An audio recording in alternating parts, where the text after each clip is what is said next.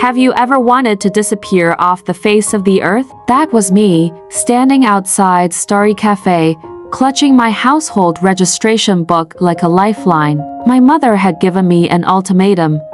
Lin Keon, if you don't bring a husband home this year, don't bother coming home for New Year's.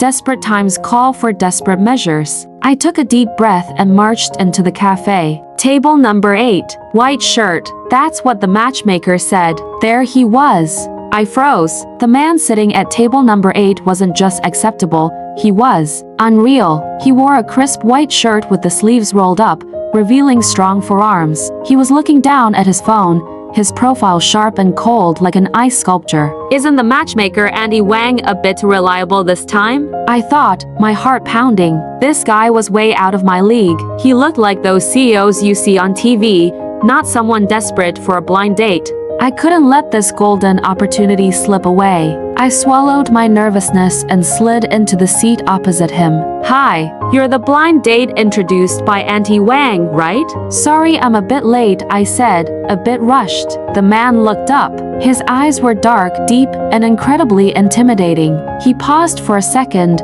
a flicker of surprise crossing his face. He started to speak, but I interrupted quickly. Listen, I know this is sudden. You're handsome, I'm passable. We're both here because our families are pressuring us. Why don't we just cut to the chase? I didn't give him a chance to speak. I pulled out the red household registration book from my bag and slapped it onto the table. I brought my documents. If you have yours, let's head to the Civil Affairs Bureau right now and get registered. We can deal with the feelings later. What do you say? Silence stretched between us. 1 second, 2 seconds, 3 seconds. I felt like I was about to hyperventilate. Did I scare him off? The man leaned back in his chair. His long fingers tapped rhythmically on the table. Then, the corner of his mouth quirked up into a faint, almost imperceptible smile. You're very direct, he said, looking amused. Efficiency is key, I replied. He stood up, grabbing his suit jacket. All right, let's go. An hour later, we walked out of the Civil Affairs Bureau holding 2 red marriage certificates. It felt like a dream. A very fast, very weird dream. I looked at the name on the certificate next to mine. Gu Chen. Gu Chen? Why does that name sound so familiar? I thought. Before I could figure it out, my phone buzzed furiously. It was Auntie Wang, the matchmaker. Her angry voice blasted through the phone. Lin Keon, where are you? The blind date, Mr. Zhang, has been waiting at Starry Cafe for an hour. He's furious. He said you stood him up. My blood ran cold. I stopped dead on the sidewalk. Mr. Zhang? Waiting? But Auntie, didn't you say table number 8 white shirt? I whispered in shock. I said table number 18. 18. And Mr. Zhang is wearing a blue polo shirt, not white. What is wrong with you?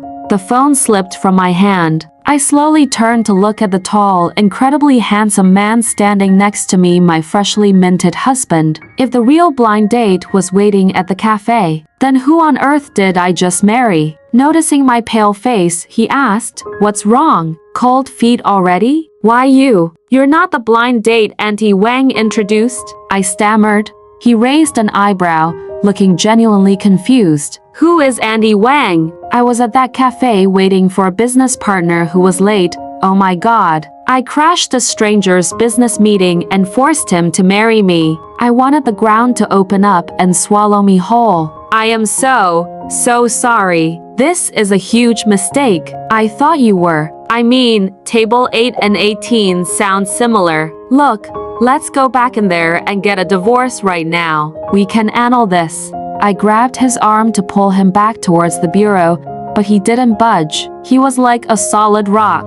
Mrs. Gu, do you think marriage is a child's game? We just got married 5 minutes ago, and now you want a divorce? He said coldly. But it was a mistake. He stepped closer, his tall frame casting a shadow over me. His voice dropped lower, dangerous yet captivating. Mistake or not, it's done. I needed a wife to deal with my family elders, and you needed a husband. We are partners now. Besides, he leaned down, his breath tickling my ear. I don't like people who give up halfway.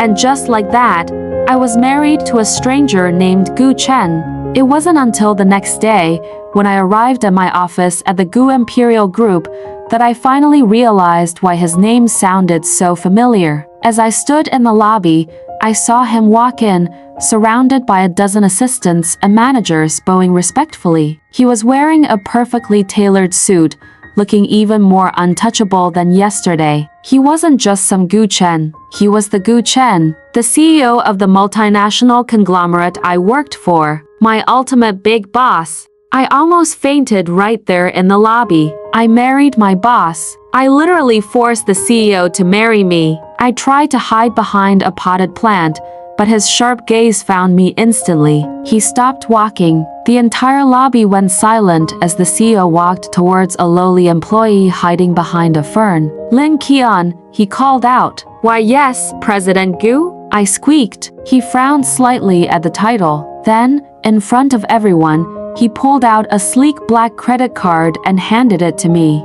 You forgot this on the nightstand this morning. The pin is our anniversary date yesterday. Gasps erupted around the lobby. My colleagues were staring at me as if I had grown a second head. He ignored them and adjusted the collar of my blouse gently, his touch surprisingly warm. Don't work till late tonight. I'll pick you up for dinner. Mom wants to meet you.